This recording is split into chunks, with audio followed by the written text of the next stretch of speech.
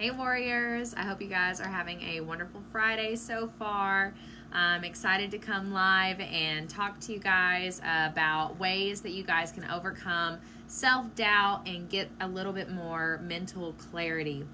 I know how valuable this would have been for me when I started my healing journey, so I'm excited to share this knowledge with you guys. I hope that it's helpful. I hope that it makes sense and you guys can really relate and start to see some awareness in ways to overcome this self-doubt and get that mental clarity that I know that, like I said, I craved this for so long and it was so hard for me to find it. So if you're joining me live, say hi. Let me know you're here. If you're catching the replay, say hi. Let me know you were able to check in with me. I love hearing from you guys. I love saying hi. I love knowing who's with me, who's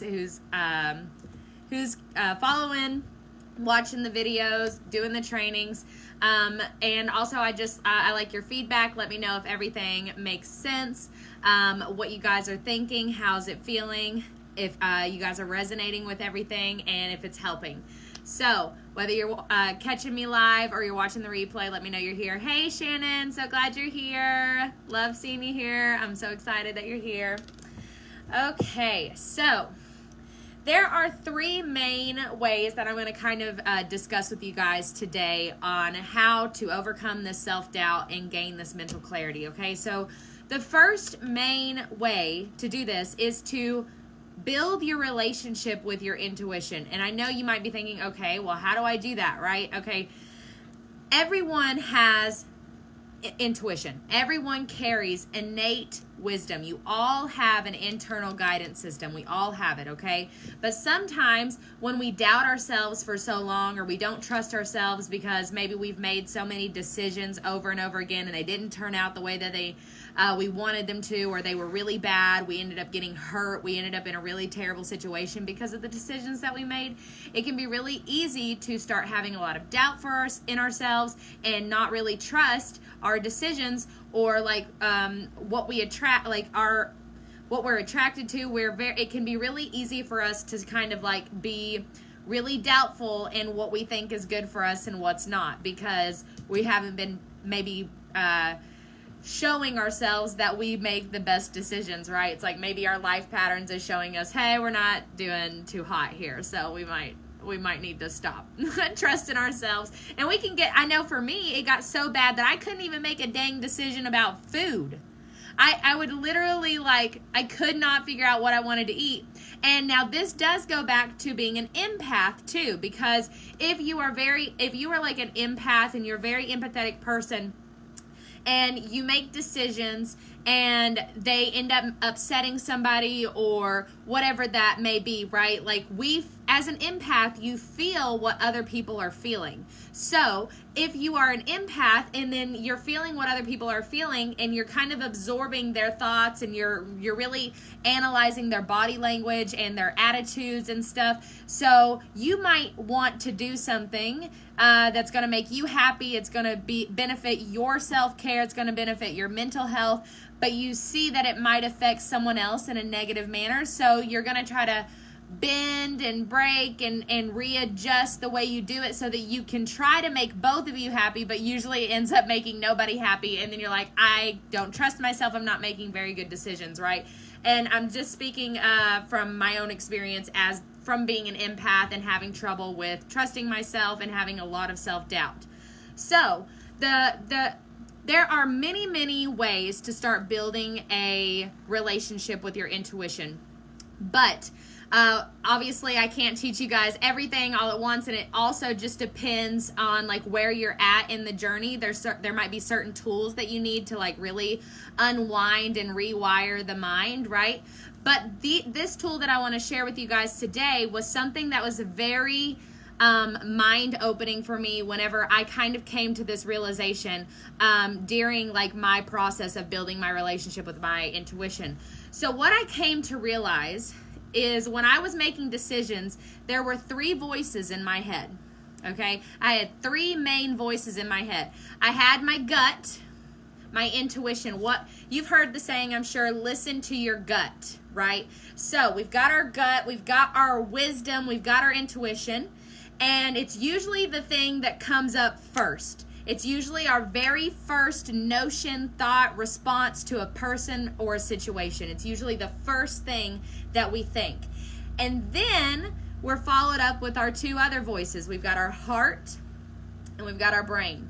Okay, so our heart is going to start piping up with excuses or thoughts when we care about someone and we don't want like them to be hurting, or we just want to stay with them, or maybe because our heart is in control. That's where, like, if we struggle with codependency, our heart is holding on to those emotions of grief, loneliness, sadness, love, things like that. So if our heart hears our gut talking and our gut's like, we need to be alone, we need to remove something from our life, our heart's like, no, we don't want to be alone. So our heart will start to make these excuses, and we'll be like, we'll try to find some loopholes or ways to delay it or whatever it might be, right? And then our brain might pipe in with some logic, okay? So for me, a big thing, if I'm ever in like situations where I don't really want to be in the situation,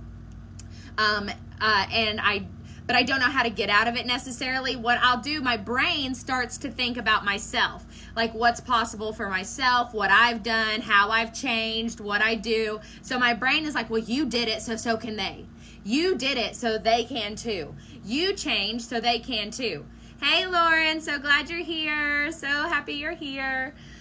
So it's like your brain is going to start making excuses based on logic and based on what you've experienced in life, right? So, and I know that I'm trying to come up with more than one example, but I'm basically just speaking from experience here. So like I said, we've got three main voices. We've got our gut, we've got our heart, and we've got our head, okay? So now the second step is we need to find evidence. So now what I want you to do is I want you to try to build some awareness around which voice is your gut, which voice is your intuition. Now, maybe look back at your past life experiences, right? Like your experiences in life, okay? And think about the times where your gut was showing up and you maybe didn't listen, or maybe you didn't realize it was your gut, right? So, for example, and I'm just going to share an example that I had with my ex-husband. Okay, so while I was with my ex-husband, they never would be on their phone around me, and my first thought was, they're cheating. There's something to hide here. There's something either cheating wise or money wise, and I just knew. I didn't have any solid proof though, so my heart was like, no, we don't want to deal with this, we don't want to look into this, because if they're cheating or if they're stealing money or whatever it is, guess what, we have to be alone, so we should just act like we don't realize this, right? And then my brain is like, hey, there's no solid evidence here. There's no solid evidence of stealing and cheating, so we might as well just put that on the intuition. You're crazy. We don't need to hear you. So it's like you can imagine these voices are like in a courtroom and they're trying to fight each other, okay? So if you don't know the difference between the voices, it can feel like you're at war with yourself. You don't know what you've got all this like mental like gibberish going on, and you don't know what's good for you and what's not good for you. And it's because there's three main voices that are in charge here, and they're coming up with all of these reasonings and excuses. Oh, and let's not forget, there is a bonus voice. There is this bonus voice. Okay, we've got the inner critic.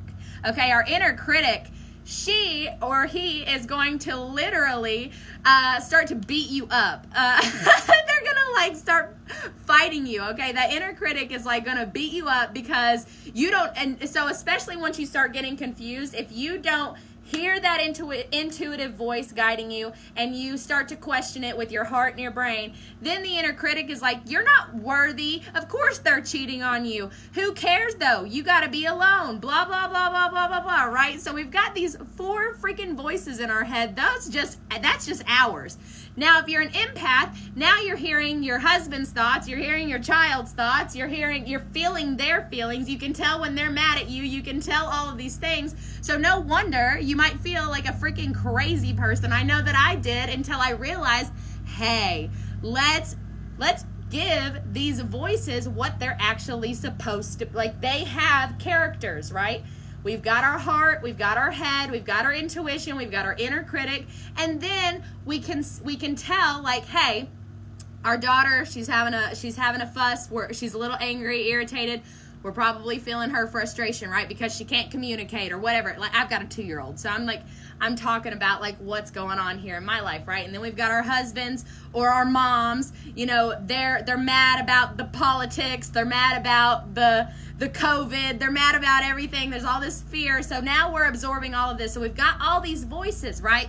Okay, the easiest way to find which one is your intuition, your gut, it's the first voice. So think back to that situation. Remember whenever I was giving you that scenario with my husband, okay? My first thought whenever they were hiding their phone and acting weird was, they're stealing money, they're cheating, one or the other or both. At the end of our relationship, it was both. They had stolen money from me, they had gotten a credit card in my name and ran it through the roof, and they were cheating.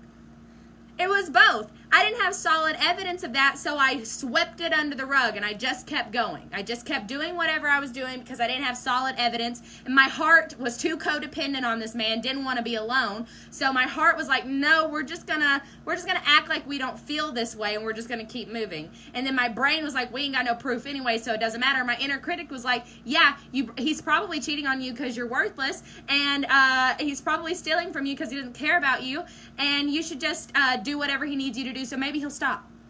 So I had all these voices yelling at me and making me crazy, okay? So then my anxiety's through the roof, whatever, right? But what has helped me gain mental clarity and trust myself is now I know the difference between each of those voices. Now I can show up differently when all of those voices come around, right? So I know which one is my intuition because she shows up first. She's loud and she's confident, okay? She doesn't even, like, blink, okay? And yours is too, I'm sure. If you look back at your past experiences, what was the first thought when you were in a situation where things went wrong? Before things went wrong, did you have anything that kind of told you what was wrong and it ended up being right later? Think back. I know I'm not the only one. I ask my clients this and they know immediately what I'm talking about. So I'm sure you guys do too. Let me know in the comments. Do you relate to that? Are you starting to recognize that gut voice? Are you starting to recognize your intuitive voice? Let me know in the comments. Is this making sense? Are you resonating? Do you know what that gut voice is? So now we know what our intuition is. And we're finding evidence, so we're starting to see. Hey, Chiranti, yes, I'm glad you're getting it. I love that. So now you are starting to see how there's evidence of your intuition. Okay, so we've got the evidence. Now we can build our awareness towards our intuition. Okay, so the next step that you're going to want to do to practice this, to put this stuff into practice, is appreciate your awareness. Okay, so the next time, so maybe today, maybe tomorrow, maybe next week, something might happen and your intuition is going to say, don't do that, or whatever your intuition says. You've got two choices now. You're going to hear that voice and you might doubt it. It's a process. It might take you a little bit of time to be confident in the voice, but now you know it's the first one. It's the first voice that shows up, okay? So it's okay if you go forward this week, today, tomorrow, whenever it shows up again. It's okay if you doubt it, okay? It is okay. You're gonna build, the more you build confidence in it and the more you practice following it without hard evidence, is the deeper you're gonna build that relationship, if that makes sense. So it does take time, it is a process, but the first thing that you have to do is you have to differentiate which voice it is, okay? So you have to know which voice it is so that you can get to a point where you can start to trust it and follow it. That's why it's also important to find evidence. Look back in your life and look at what was your first initial thought in each of your relationships, or each time something went wrong, right? What was the first thought? If you would have listened to that thought, would you have been able to avoid that situation, right? So that looking for evidence, you're going to be able to start to build a bit more confidence and trust within that intuition. And like I said, the next time your intuition shows up, you might not follow it, but you're going to know. You're going to be a little bit more clear that that was that voice. It wasn't anything else. And you might be in a situation where you're like, I'm going with what that voice just said. And you might find that it works out. But you might sway from it, and you might do whatever your heart or your head or your inner critic wants. And so when you do that, the best thing to do is later on, if the situation doesn't work out, you find that your intuition was right and you should have followed your gut. Don't beat yourself up because you didn't follow your gut. Instead, just be like, you know what? I'm glad that I knew better before this all happened. I did have some warning, and I'm thankful for that, and I'm going to make sure that I do better next time. What did I learn from this experience? Because obviously, like, I dismissed my intuition for a reason. I had to go through this experience to gain some additional wisdom, because every time we end up in a situation that's not good for us, it literally is just a learning process, and sometimes we have to disobey or disregard our intuition so that we can gain this wisdom and knowledge and have a new life experience that's not going to end up very pretty. Okay, it happens, but that's where our growth, that's where our wisdom comes from. And the way we build up that intuition is by going back and kind of seeing, hey, what did our intuition tell us? Did we listen to it? No. How can we make sure we do better next time? I still doubt it, but journaling helps to let out all the thoughts so I can see what's going on and filter it. Yes, yeah, journaling is great. So that's another thing. It's like if you don't know, like if you're in a situation, you don't know what to do, ask yourself, what's the first thought? No matter how negative it is, right? So for example, like if it was me with my husband, okay, why do I feel like, the question would be, why do I feel like he's hiding his phone? Okay, my first initial thought is he's cheating, he's stealing. He's hiding something big, something bad. So that's my first thought. And then I can go ahead and journal about the rest, but at least I can go back later and see what was my first thought. Was it correct? Especially if I don't decide to take action in that moment. And then instead of beating myself up, like, how did I let this happen? How did I not know? Blah, blah, blah, all these things. We can be like, well, actually, I already knew this. And there's a divine reason I had to let this unfold and didn't do anything about it at that moment. So how can we build our relationship? By differentiating the voices in our head, right?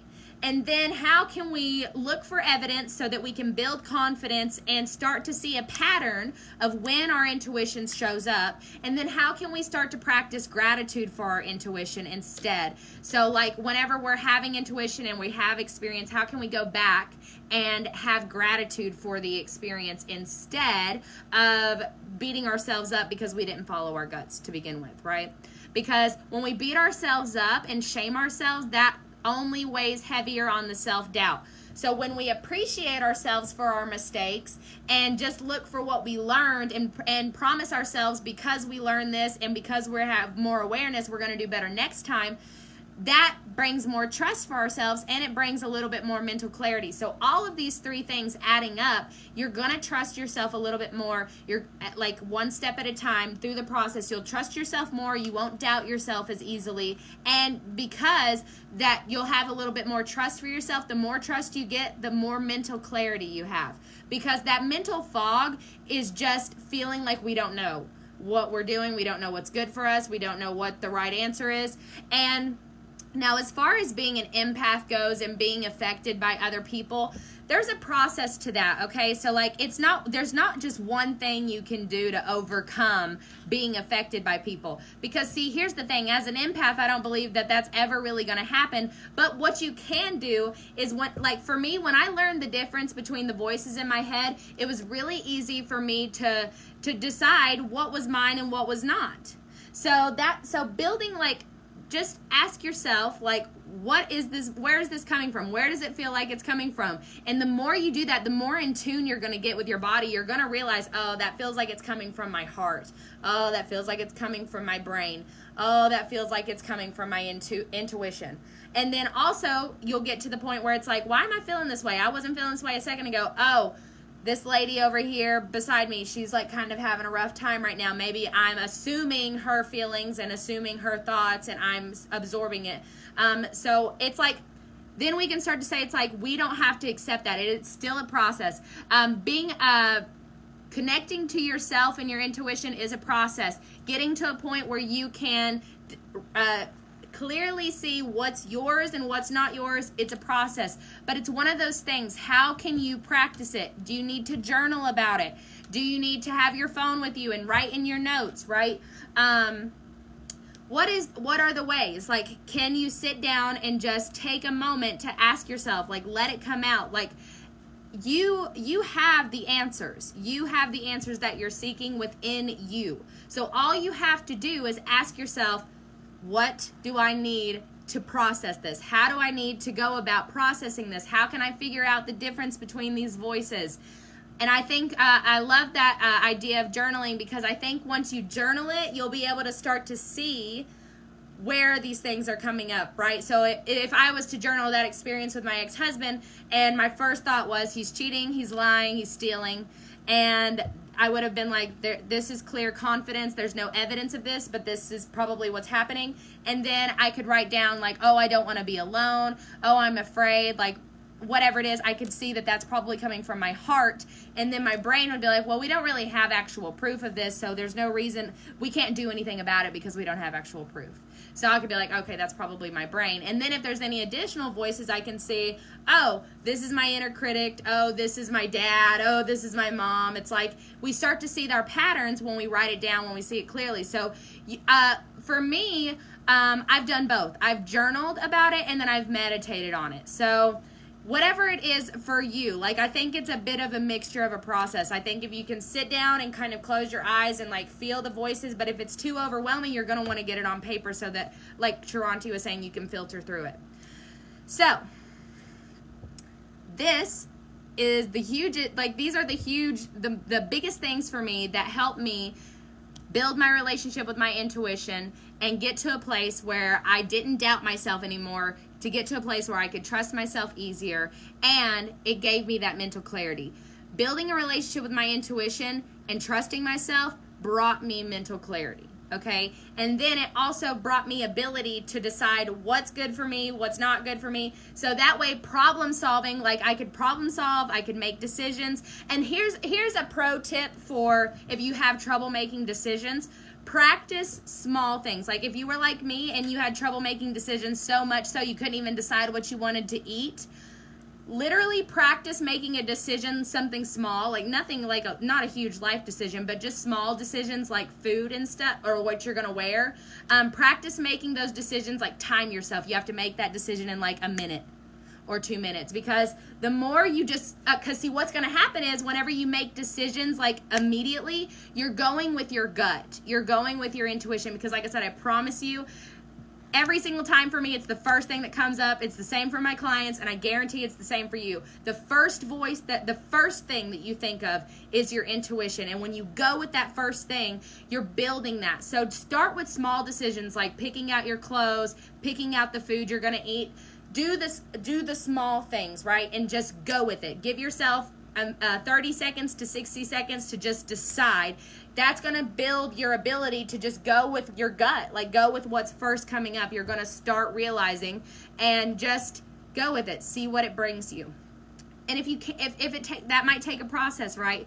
So give yourself some time, but make small goals, and they're more likely to be achievable when you make the smaller goals, okay? And don't beat yourself up when you don't do it. Just keep trying. Like, you've got the tools, you know what to do, so just keep, every day, just keep deciding that you're going to try. All right, guys. Well, I hope that this was a good training for you guys. I hope you guys can resonate and understand the difference between the voices that are going on, so that you can start building a relationship with your intuition, and hopefully start to have a clearer mind and start to trust yourself a little bit more. Again, if you're catching the replay, if you're seeing this now, comment below. I love to know when you're here. I love to hear your feedback. Let me know if this was helpful. Let me know if this resonated. And I can't wait to chat with you guys, and I'll see you guys next time.